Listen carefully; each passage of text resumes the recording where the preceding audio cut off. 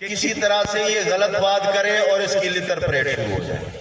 پھر کہتے ہیں اچھا جڑے تیرے کو پہلے مر گیا ان کو کیا ہے کافر ہے. اگر یہ کافر کہے تو جوتے پڑنے ہیں، اگر یہ مومن کہے تو دعوت ختم ہوتی ہے. دیکھو شیطان نے کیسا چکر دیا،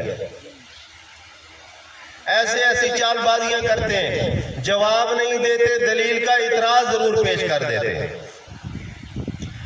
تو اللہ تعالیٰ فرماتا ہے کہ نبی کا بیٹا بھی ہو اگر عمل اور ہو، نبی کے عمل والا عمل نہ ہو تو پھر نبی بھی بچا سکتا نہیں.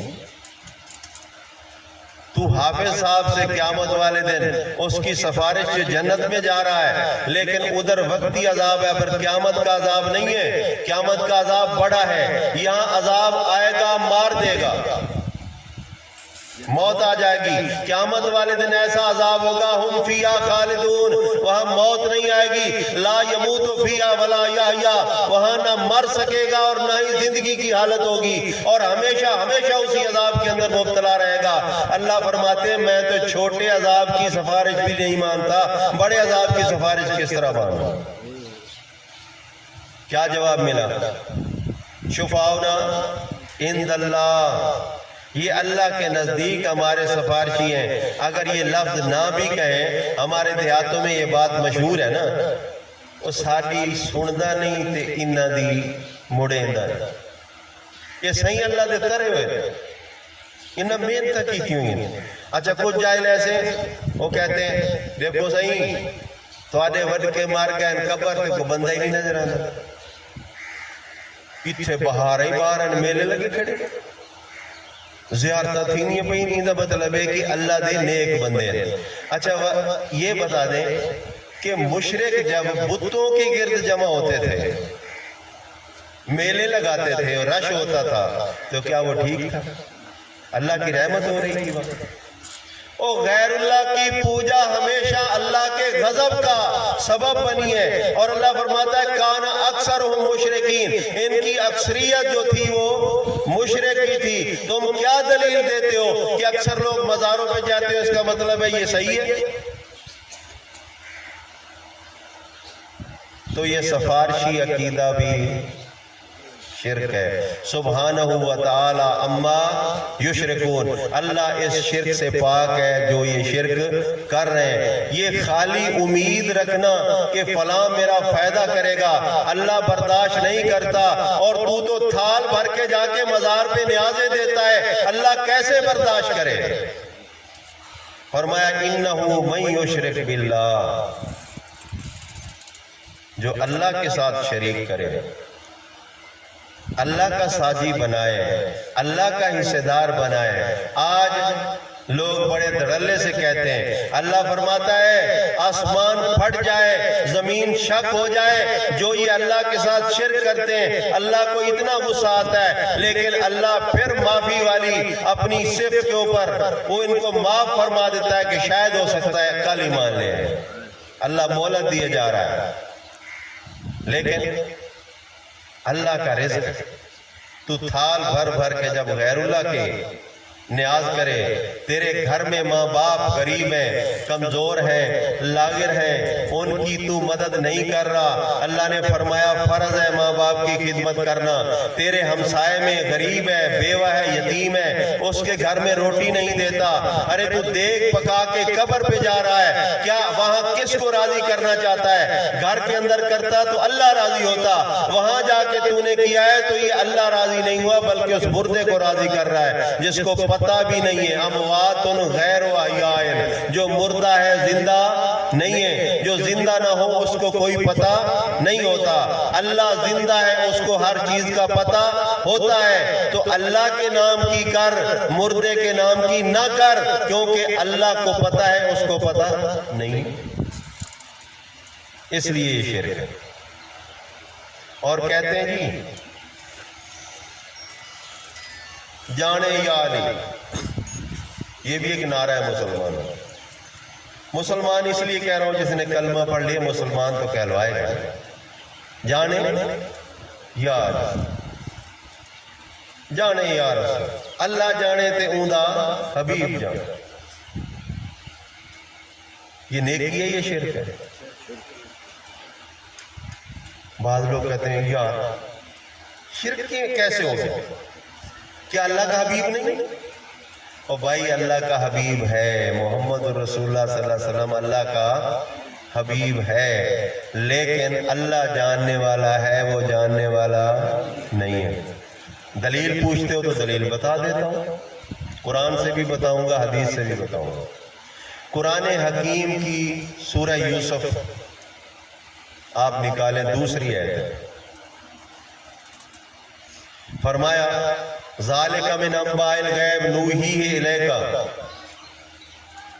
یہ غیب کی خبریں ہیں جو ہم آپ کی طرف وحی کر رہے ہیں. وما کنت لدیہم اذ اجمعوا امرہم وہم یمکرون، تو اس وقت کسی طرح سے بھی ان کے پاس نہیں تھا جب یوسف علیہ السلام کے بارے میں اس کے بھائی فریب کر رہے تھے، دھوکے کر رہے تھے کہ اس کو مارنا کس طرح ہے، باپ کی محبت اپنے لیے خاص کیسے کرنی ہے. پھر انہوں نے منصوبہ کیا کہ اس کو مار دیتے ہیں، جعلی خون اس کی قمیض پہ لگائیں گے اور کہیں گے کہ اس کو بھیڑیا کھا گیا.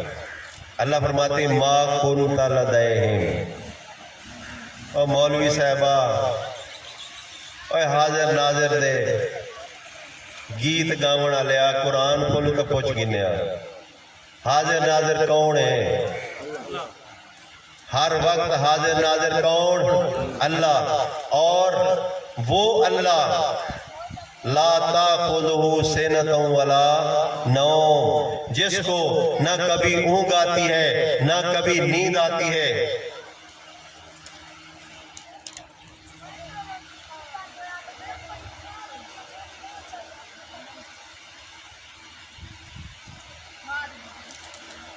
نہ کبھی اونگ آتی ہے نہ نیند آتی ہے. جو نیند کا مجبور ہو وہ الہ نہیں ہو سکتا، جو کھانے کا مجبور ہو وہ الہ نہیں ہو سکتا، جو بیوی کا مجبور ہو وہ الہ نہیں ہو سکتا، جو اولاد کی خواہش رکھنے والا ہو وہ الہ نہیں ہو سکتا.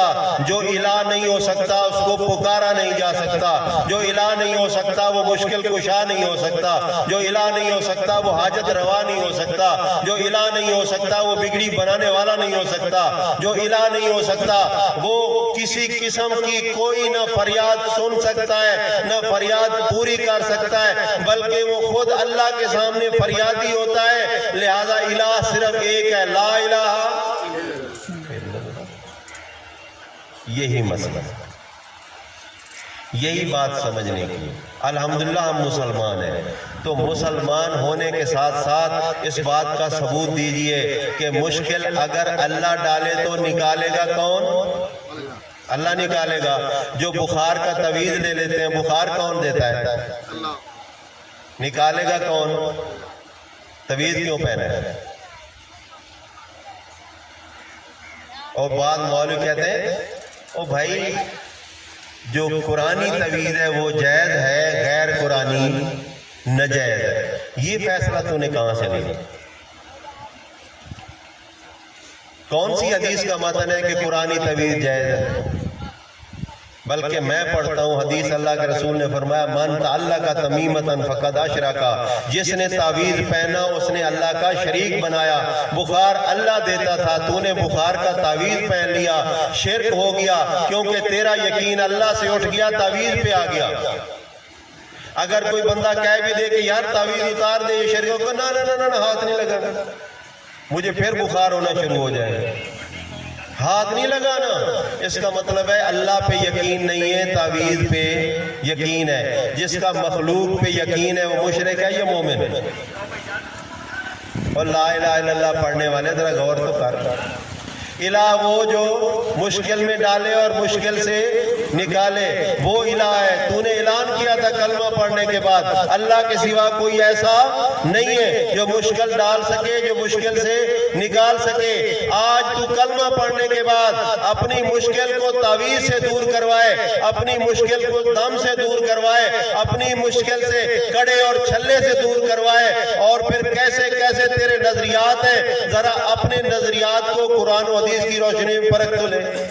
تو سچا ہے یا جھوٹا؟ اچھا ایک اور مسئلہ ہے، میرے دوست نے مجھے آگاہ کیا ہے، یہ بھی بڑا اہم ضروری ہے۔ خاتم النبیین یعنی محمد رسول اللہ صلی اللہ علیہ وسلم قیامت تک آخری نبی ہیں، اس کے علاوہ کسی اور نبی کی گنجائش نہیں۔ کیا سارے مسلمانوں کا ایمان ہے یا نہیں؟ کلمہ کب تک چلے گا یہ لا الہ الا اللہ محمد رسول اللہ؟ قیامت تک چلے گا، ٹھیک ہے۔ اگر کوئی اور رسول درمیان میں آتا ہے تو پھر کلمہ بھی بدلے گا، کیونکہ ہر دور کے اندر لا الہ الا اللہ تو رہا ہے، لیکن آگے رسالت کی شخصیت بدلتی رہی ہے۔ اگر لا الہ الا اللہ ہوا ابراہیم رسول اللہ ہوگا، اگر لا الہ الا اللہ ہوا یعقوب رسول اللہ، اگر لا الہ الا اللہ موسیٰ رسول اللہ، لا الہ الا اللہ عیسیٰ رسول اللہ، لا الہ الا اللہ محمد رسول اللہ۔ اور ایک بات اور بھی آپ کو بتا دوں، علمی بات ہے، ہمارے علماء بھی جب لوٹے کی طرح چلتے ہیں نا، پھر ان کی بریک نہیں ہوتی۔ لا الہ الا اللہ کلمہ سنا رہے ہیں، لا الہ الا اللہ آدم صفی اللہ، یہ کلمہ ہے۔ اللہ کہے آدم اللہ کا رسول ہے، یہ کہے آدم صفی کس کو کہتے ہیں؟ صفی کہتے ہیں غلطی سے بھول جانے والا، غلطی کرنے والا۔ اللہ کہتے ہیں آدم رسول اللہ، یہ کہتے ہیں آدم صفی اللہ، ان کے اپنے گھڑنٹو نام ہے نا۔ اچھا اللہ کہتے ہیں ابراہیم رسول اللہ، یہ کہتے ہیں ابراہیم خلیل اللہ، اسماعیل رسول اللہ، یہ کہتے ہیں اسماعیل ذبیح اللہ، موسیٰ رسول اللہ، یہ کہتے ہیں موسیٰ کلیم اللہ، عیسیٰ رسول اللہ، یہ کہتے ہیں عیسیٰ روح اللہ۔ یہ اللہ نے نہیں بتایا، جو اللہ نے بات نہیں بتائی وہ اگر تم کرو گے تو یہ نیکی ہوگی یا گناہ ہوگا؟ گناہ ہوگا، ورنہ تمہارا علم اللہ سے زیادہ بڑھ جائے گا۔ یہ باتیں اپنی جگہ پہ۔ اب آئیے ذرا ایک فرقہ اس ملک کے اندر، اس دنیا کے اوپر ایسا ہے جو کہتا ہے کہ عیسیٰ علیہ السلام آئیں گے، عیسیٰ علیہ السلام آسمان سے نازل ہوں گے، زندہ ہے، وہ آ کر خنزیر کو قتل کریں گے، صلیب توڑیں گے، فلاں کریں گے، فلاں کریں گے، فلاں کریں گے۔ چلو مان لیتے ہیں۔ جب عیسیٰ علیہ السلام آئیں گے تو سوال ہوتا ہے کہ رسول کی حیثیت سے آئیں گے یا امتی کی حیثیت سے؟ اگر وہ رسول ہوں گے تو خاتم النبیین کا مسئلہ ختم ہوتا ہے، خاتم النبیین کا مسئلہ تو نہ رہا۔ اگر وہ امتی ہوں گے تو پھر معجزے کیوں آ رہے ہیں ان کے اوپر؟ آسمان سے کبھی اترا ہے کوئی؟ ماں کے پیٹ سے تو پیدا ہوتا ہے، آسمان سے تو نہیں اترتا۔ کیا عیسیٰ علیہ السلام ماں کے پیٹ سے پیدا نہیں ہوئے؟ مریم کے پیٹ سے پیدا ہوئے نا۔ قانون ایک ہی ہے، آسمان سے نہیں اترے، اور اللہ نے ان کو زمین کے اوپر رکھا، زمین کے اوپر ہی ان کو رزق دیا۔ اللہ فرماتے ہیں کہ کانا یا کلا نطعام، وہ دونوں کھانا کھایا کرتے تھے، جب تک زندہ رہے وہ کھانا کھاتے تھے۔ اگر آسمان پہ ہیں تو کیا کھاتے ہیں؟ سوال ہے۔ اگر آسمان سے نیچے اتریں گے تو بحیثیت نبی اتریں گے تو خاتم النبیین ختم ہو گیا۔ اگر وہ امتی کی حیثیت سے آئیں گے تو یہ اترنا معجزہ ہے یا نہیں ہے؟ معجزہ نبی کے بغیر امتی پہ کیسے آ گیا؟ نمبر دو، آپ نے قرآن نہیں پڑھا، آپ نے قرآن سیکھا نہیں ہے، یہ تب مسئلے بن رہے ہیں۔ اللہ فرماتے ہیں، سورہ مریم پڑھ لیجئے، اللہ فرماتے ہیں عیسیٰ علیہ السلام کہیں گے اوصانی بالصلاۃ والزکاۃ ما دمت حیا، جب تک میں زندہ رہوں مجھے حکم دیے گیا میں نماز بھی پڑھوں اور زکوٰۃ بھی دوں۔ اگر عیسیٰ علیہ السلام زندہ ہیں تو آسمان پہ زکوٰۃ کس کو دے رہے ہیں؟ آسمان پہ نماز کیسے پڑھ رہے ہیں؟ نمبر دو، اللہ فرماتے ہیں کہ اللہ نے مجھے نبی بنایا، اینما کنتو، میں جہاں بھی ہوں اللہ کا نبی ہوں گا۔ اگر وہ پہلے نبی تھا، آسمان پہ گیا نبی اور اب نازل ہوا تو وہ امتی بن جائے، افسوس کی بات ہے، غلط ہے۔ نہ وہ گیا ہے نہ وہ آئے گا، کیونکہ محمد صلی اللہ علیہ وسلم سے پہلے جو نبی تھا وہ کون تھا؟ عیسیٰ علیہ السلام۔ مال مسیح ابن مریم الا رسول قد خلت من قبل رسول، عیسیٰ علیہ السلام اس کے علاوہ کچھ نہیں، وہ اللہ کے رسول تھے، اس سے پہلے سارے رسول کیا ہوئے؟ گزر گئے۔ آگے چلیے، ما محمد الا رسول قد خلت من قبل رسول، محمد صلی اللہ علیہ وسلم اس کے علاوہ اور کچھ نہیں، اللہ کے رسول ہیں، اس سے پہلے جتنے رسول تھے کیا ہوا؟ وہ گزر گئے۔ فیصلہ تو ہو گیا۔ اچھا، اگر کوئی اس بات کو نہ مانے جو ان کی خود بنائی ہوئی ہے تو پھر یہ کیا کہتے ہیں؟ او جی مرزائی ہے، مرزائیوں والا عقیدہ ہے۔ ارے یہ مومن کا عقیدہ ہے، مومن کسی وقت کے اندر بھی اعلان نبوت سے لے کر قیامت تک نہ کسی مسیح کا منتظر رہا ہے نہ اس کو ضرورت ہے۔ مرزائی تو مرزا طاہر کے منتظر رہے ہیں، ان کو مرزا طاہر مل گیا محمد صلی اللہ علیہ وسلم کے بعد، انہوں نے کہا یہ موعود مسیح ہے، یہی وہ مسیح علیہ السلام ہے جس نے نازل ہونا تھا۔ لعنت ویسے لوگوں کے اوپر جو محمد صلی اللہ علیہ وسلم کے اعلان نبوت کے بعد کسی اور کو پہلے نبی مانتا تھا تب بھی لعنتی ہے، آج مانتا ہے تب بھی لعنتی ہے، اگر آئندہ آنے والے وقت میں مانے تب بھی لعنتی ہے۔ مرزائی تو وہ ہے جو محمد صلی اللہ علیہ وسلم کے علاوہ اس کے بعد کسی کو وقتی طور پہ نبی مانے۔ ہم کسی کو محمد صلی اللہ علیہ وسلم کے بعد نبی نہیں مانتے، یہ صحابہ کا عقیدہ ہے، یہ مرزائیوں کا عقیدہ نہیں ہے۔ بلکہ افسوس یہ الٹا چور کوتوال کو ڈانٹے، لوگ ہمیں کہتے ہیں کہ یہ مرزائی ہیں۔ ارے مرزائی تو آپ خود ہو، اللہ کے بندو، تم انتظار کے اندر ہو، تم منتظر مسیح ہو۔ اللہ فرماتا ہے اب انتظار کرو قیامت کا، اب عیسیٰ کا انتظار نہیں ہے، عیسیٰ علیہ السلام نہیں آئیں گے۔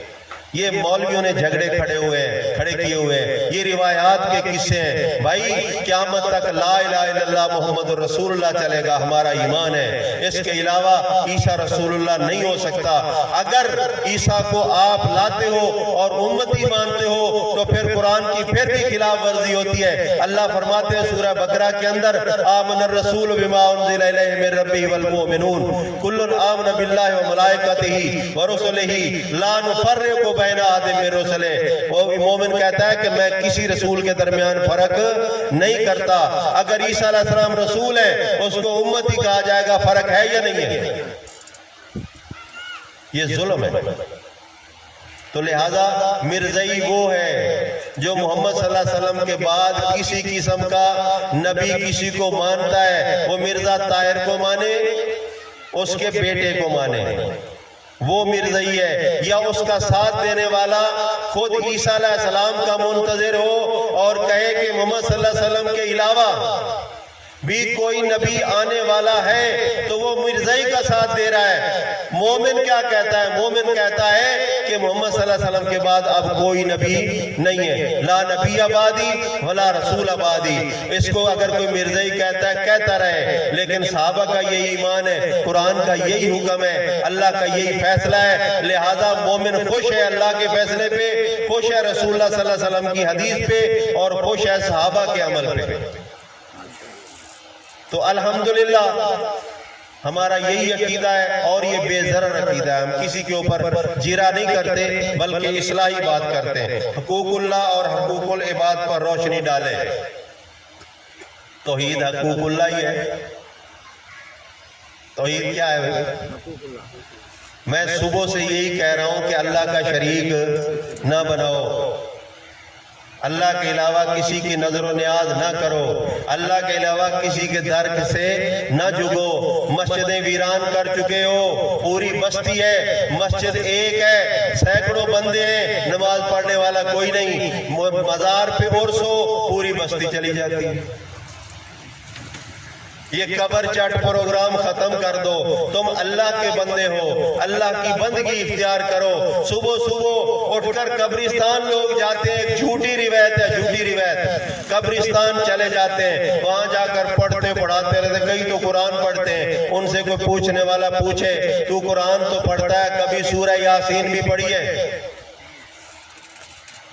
سورہ یاسین پڑھی ہے تو اللہ فرماتے ہیں لمن کان حیّن لینذر من کان حیّن، اس قرآن کے ذریعے سے وہ ڈرتا ہے جو زندہ ہے، مردہ تو سنتا ہی نہیں، تو مردے کو قرآن سنا رہا ہے، مردہ تو ڈرتا ہی نہیں، تو اس کو ڈرا رہا ہے۔ ارے تجھے ڈرنا چاہیے تھا، تجھے سننا چاہیے تھا، عقل کے اندھے تو مردے کی قبر پہ بیٹھ کر قرآن سنا رہا ہے، خود تو بیکار ہے، اللہ کی کتاب کو تو اتنا بے عمل نہ بنا۔ تو ایسی بات نہیں ہے، توحید حقوق اللہ ہے، اللہ کا حق ہے، ہر قسم کی عبادت کس کے لیے؟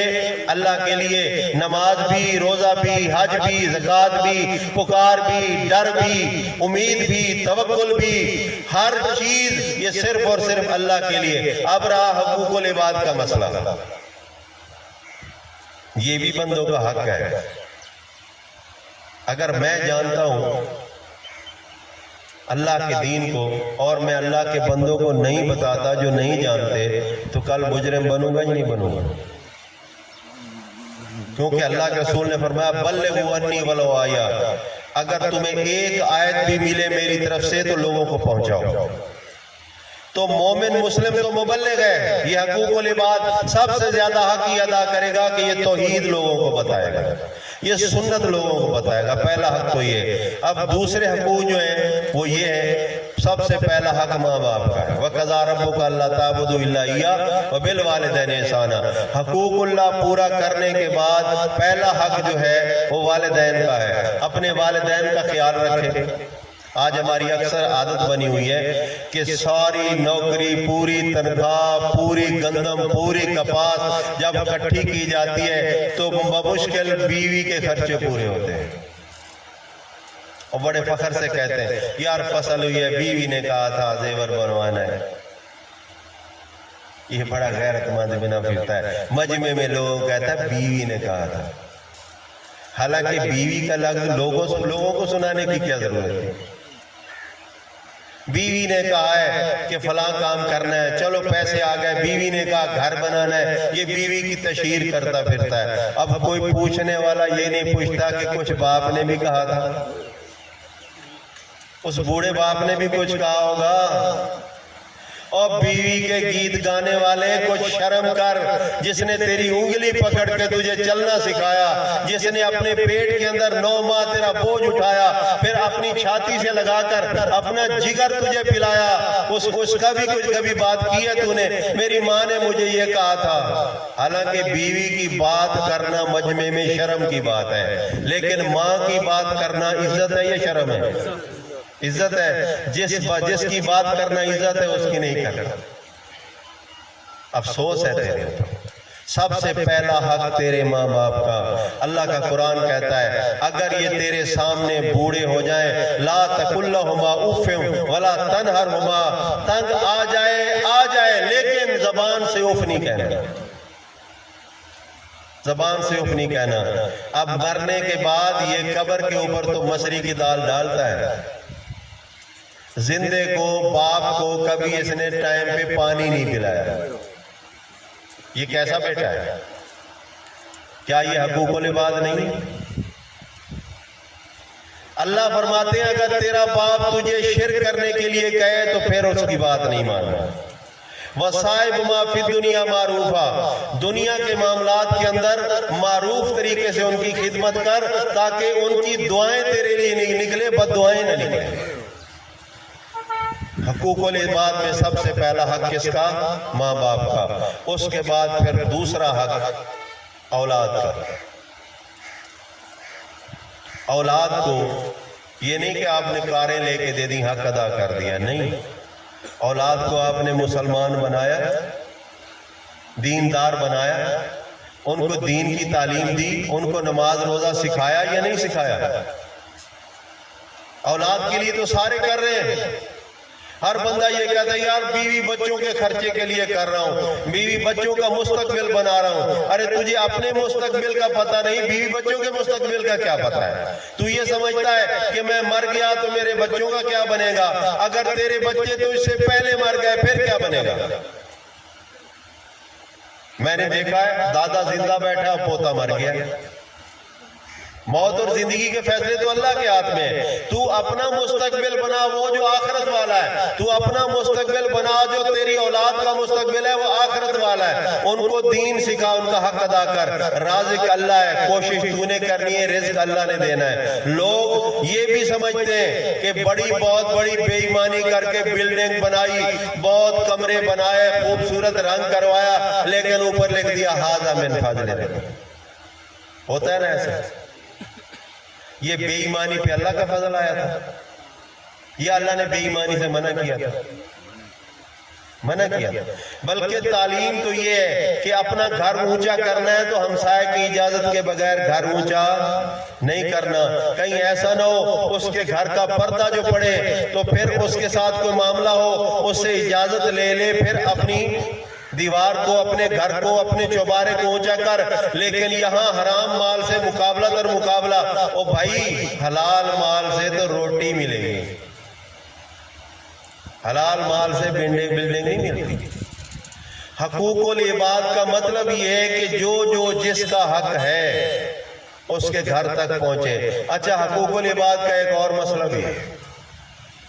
اسلام نے حقوق العباد کے اندر زکوٰۃ رکھی ہے. سوچیں ذرا, ہم سب سوچ لیں. سب کچھ کھا رہے ہیں, سب کچھ رگڑتے جا رہے ہیں, فضولیات موجود ہیں, لیکن زکوٰۃ نہیں ہے. اسلام پتہ کیا کہتا ہے؟ جو لوگ زکوٰۃ نہیں دیتے اللہ اور رسول کے ساتھ جنگ کریں. فَأْذَنُوا بِحَرْبٍ مِّنَ اللَّهِ وَرَسُولِهِ. یہ زکوٰۃ کہاں جائے گی؟ انسانوں کے لیے جائے گی نا, غریبوں پہ جائے گی. کیا یہ حقوق العباد نہیں؟ بڑی بڑی تنظیمیں بنی ہوئی ہیں انسانوں کی خیر خواہی کے لیے, بڑے بڑے دعوے, بڑی بڑی باتیں, لیکن جب ان کو چیک کیا جاتا ہے کہ سفید چہرے, سفید لباس, بڑے بڑے خوبصورت, لیکن بیک پہ بہت بڑی کرپشن, بے ایمانی کے انتہا. جن لوگوں کے ساتھ بے ایمانی ہوئی, کیا حقوق العباد کا غصب ہوا یا نہیں ہوا؟ اگر کسی کا حق مار کے اس میں سے روپیہ مارا اور دوسرے کو 4 آنے رشک کے طور پہ مدد کر دی, تو کیا یہ حقوق العباد ادا ہوں گے؟ حقوق العباد انصاف کے ساتھ ادا ہوتے ہیں. اس میں بہت حقوق ہیں. اس میں اخلاق سب سے بڑا, ہر انسانیت کا حق بنتا ہے آپ کے اوپر کہ جب بھی بات کرو قولوا للناس حسنا, بدماش بن کر بات نہ کرو. یہاں تو ضدی اور ہٹ درمی والی بات آ جاتی ہے. جس کو کوئی دین کی بات کی جائے وہ اپنے آپ کو یہ کہتا ہے کہ میں عقل کل ہوں, جو میرا فیصلہ وہ سب کا فیصلہ. دنیا سے لے کر دین تک یہی حالت ہوئی ہے. فرعون کہتے کس کو ہے؟ فرعون اسی کو کہتے ہیں جو اپنے منصوبوں کو تکمیل میں لائے, اللہ کے فیصلے کو نہ مانے, اللہ کی بات کو نہ مانے. اللہ فرماتے ہیں مکروا ومکر اللہ واللہ خیر الماکرین. یہ بھی تدبیریں کر لیں, اللہ بھی تدبیریں کر رہا ہے, اللہ کی تدبیر بہتر ہوگی.